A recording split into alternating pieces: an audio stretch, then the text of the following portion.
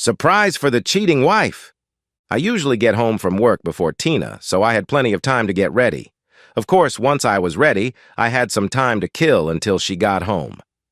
As soon as I heard the garage door start to open, I took one last look at myself in the bathroom mirror, fixed my tie, and headed down the stairs. I couldn't have expected anything better. Tina stood at the foot of the stairs and watched me as I came down.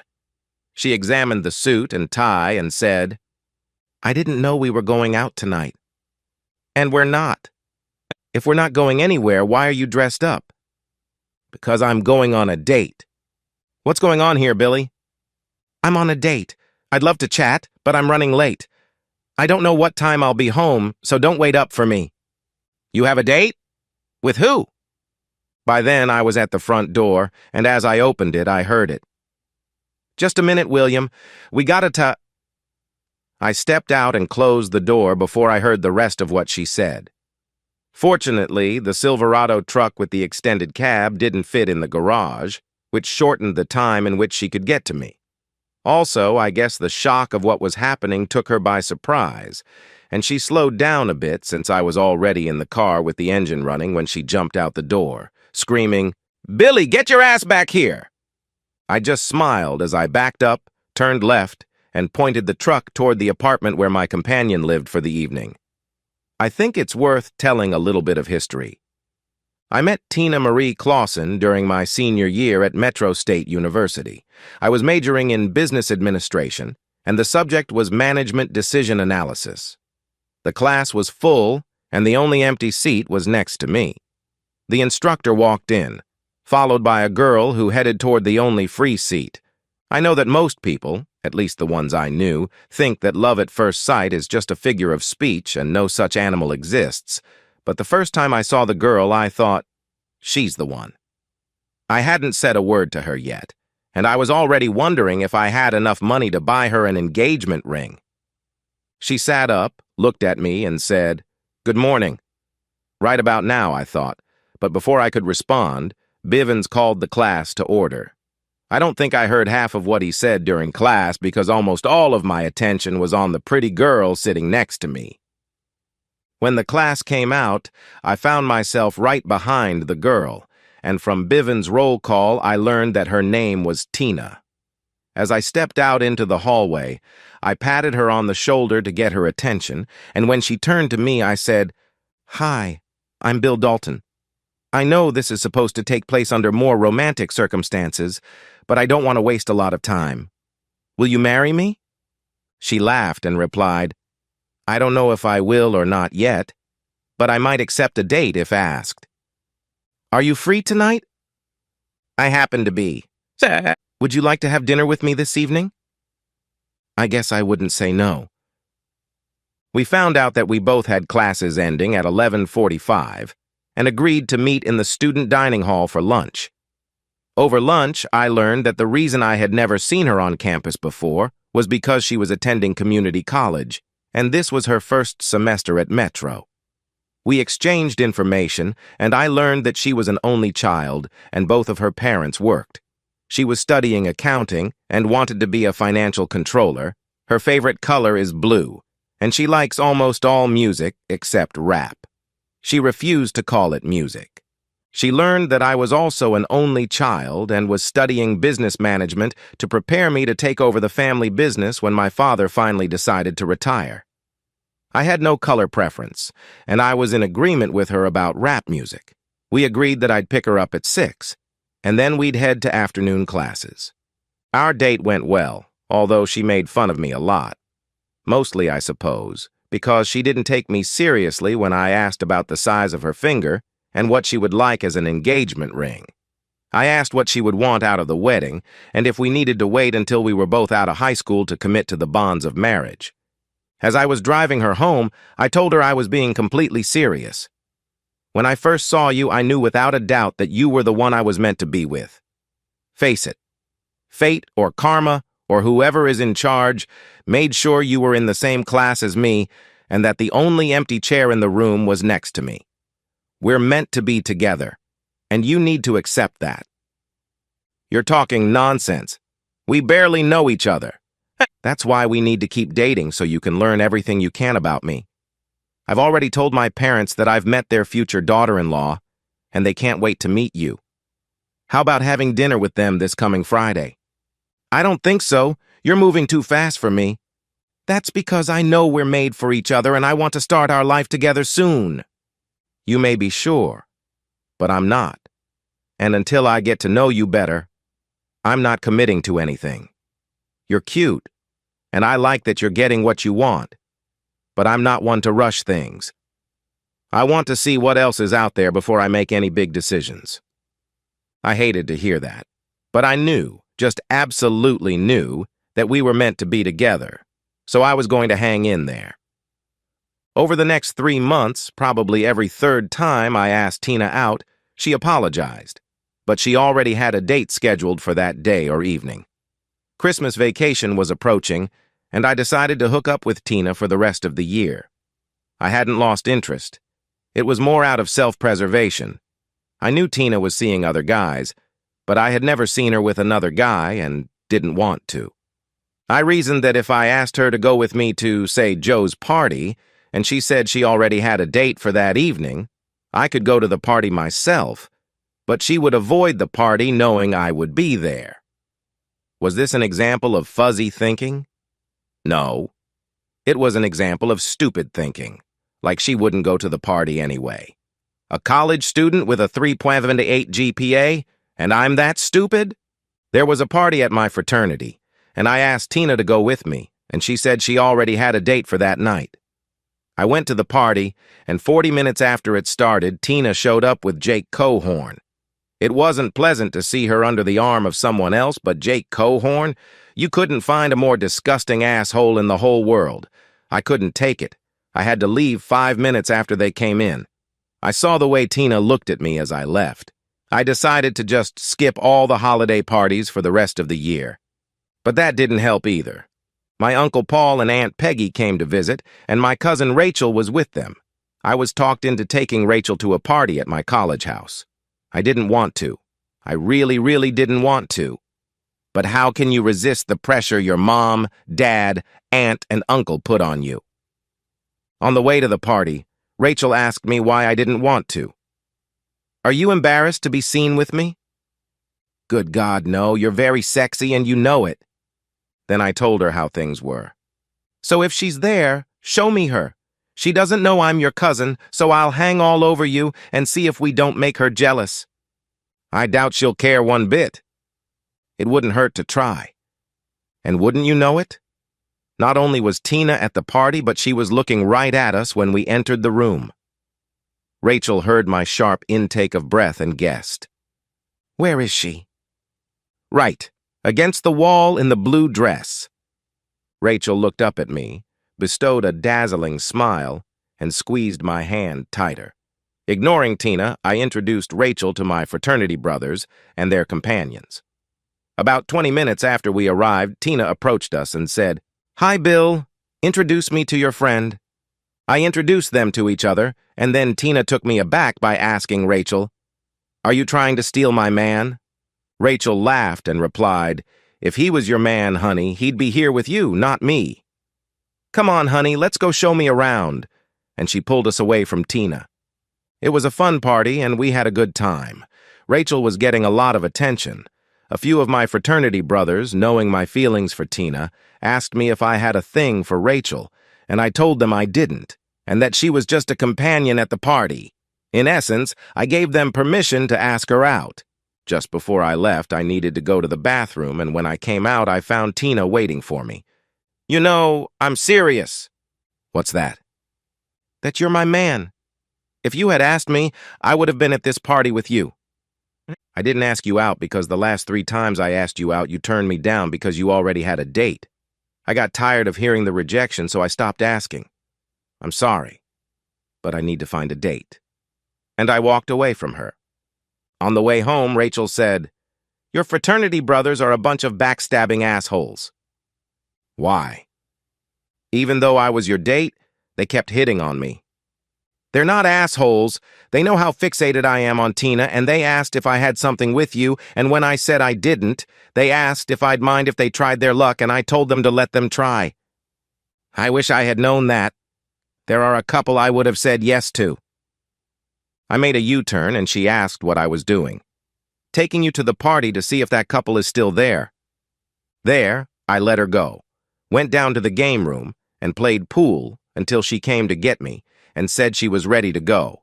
One of the people she would say yes to was Ed Catron, and they ended up getting married.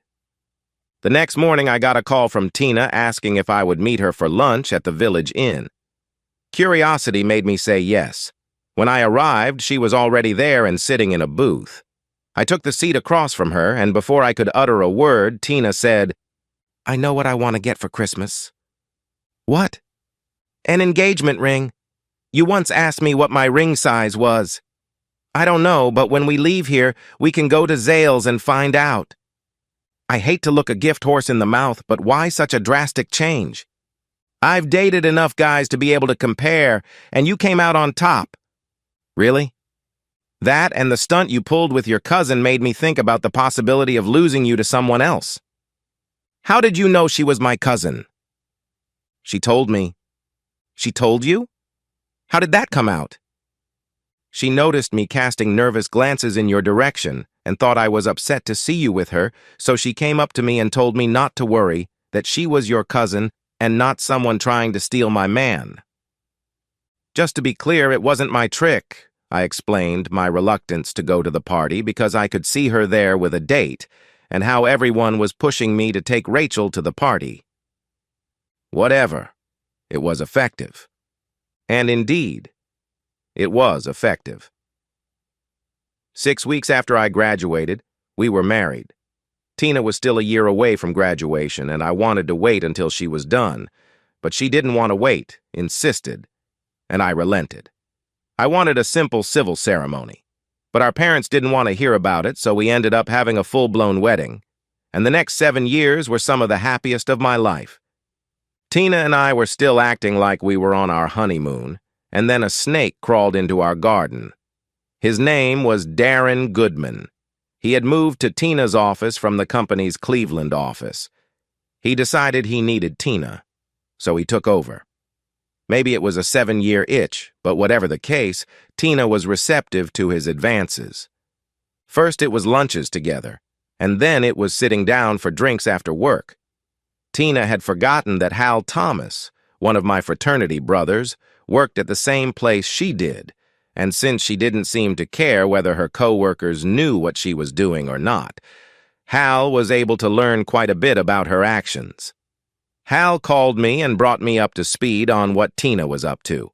I asked him to keep me in the loop as long as possible. So far, everyone agreed that things hadn't progressed beyond holding hands and kissing. The lunches weren't long enough for anything to happen, and after having drinks and dancing with the crew after work, they didn't leave together. When I added it all up and added the fact that she was never late home, I figured Goodman hadn't managed to get her into bed yet. In the afternoon, I got a call from Hal. He had heard them talking about a date on Saturday, and from what he heard, they intended to end the date in a hotel room. One of the things he heard from Tina was that she was going to come home and hit me with it, straight up telling me she was going to date another man. I told my dad that I needed to leave a little early to take care of a personal problem. On my way out, I stopped by the accounting office and asked Angela Harding for a favor. "What do you need, Billy baby?" "I need a date for dinner and dancing tonight." "Whoa! Mr. Straight Arrow is flirting with his wife. Stop the press!" I explained the situation to Angie, and she was shocked that Tina could do something like that. I had no qualms about Angie not jumping at the chance to go on a date with me. At the first company Christmas party I took Tina to, I found out that Tina and Angie knew each other and that there was bad blood between them. And knowing that I was going to make sure that Tina found out all about the date, Angie didn't fail to agree. As I picked Angie up, I mentally berated myself for not doing things differently. I should have waited until Tina cheated with Goodman, and then I would have been justified, at least in my mind, to have revenge sex with Angie. I always knew she was an attractive girl, but in her little black dress and heels, she was truly sexy. She smiled and said, "Thank you." "For what?" "For the compliment your eyes gave me." I'm not sure, but I think I blushed. I offered her my hand, and we headed to my truck. We had dinner at Duke's Steakhouse, and after we ate, we went to Alhambra Lounge to dance. I chose both of these places because Tina had good friends who worked at them, and I was sure one or more of them would be on the phone with Tina before I got home.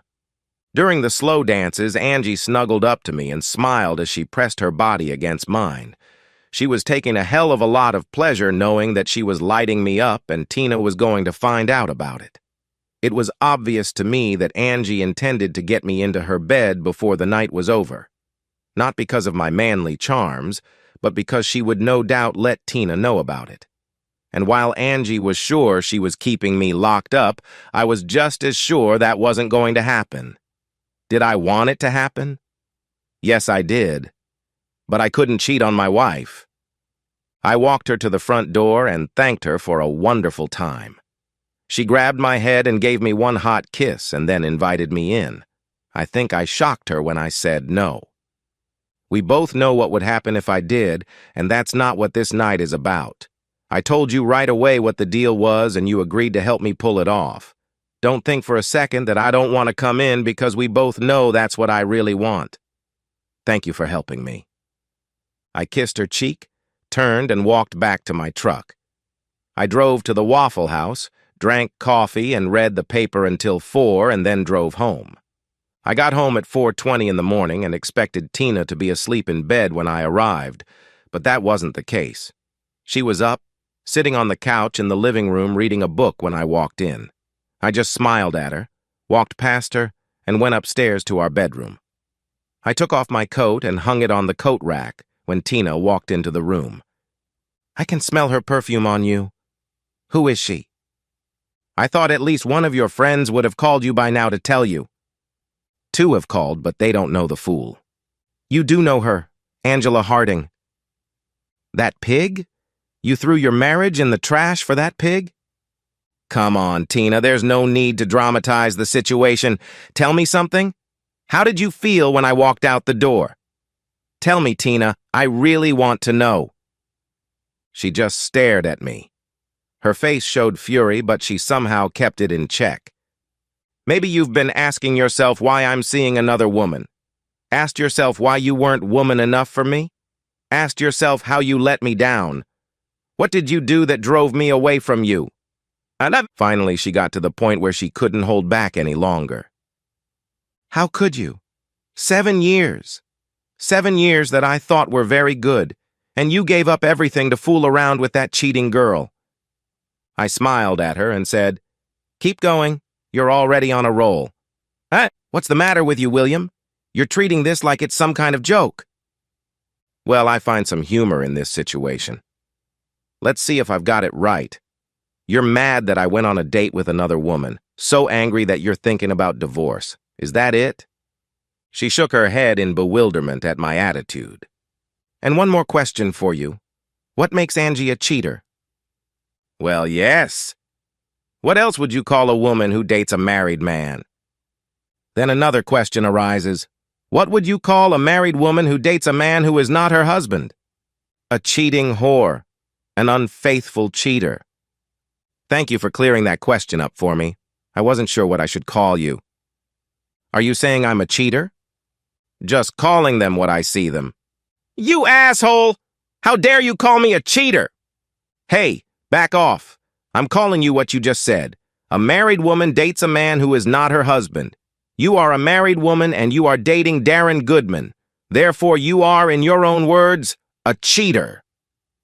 Her face went pale and I could see the "how much does he know" look on her face. I smiled and said, "Here's something for you to think about. Take your feelings when I left here last night and run them through your head until you see the other side. That's exactly how you were going to make me feel when you went out with Goodman tonight. You know, the date that was supposed to end in a motel room. But there's one thing that's puzzling me. I can't remember what I did that made you think I'd put up with you telling me you were going out with another man. I can't remember what I did that made you think I'd be weak enough to say, "Yes, darling, have a good time." I thought you knew me well enough to realize that when Goodman came to get you, I'd stomp the crap out of him. Of course, that won't happen now, because you'll no doubt call him and tell him not to pick you up and that you'll meet him somewhere. Whatever. It's been a long night and I need to get some sleep. I left her standing there with a shocked look, went to the guest bedroom, and got into bed. I half expected her to follow me and want to talk, but she didn't. When I woke up and went downstairs, she was asleep on the couch. Why on the couch and not in our bedroom, I didn't bother to ask. The end. Subscribe to my channel. Thank you.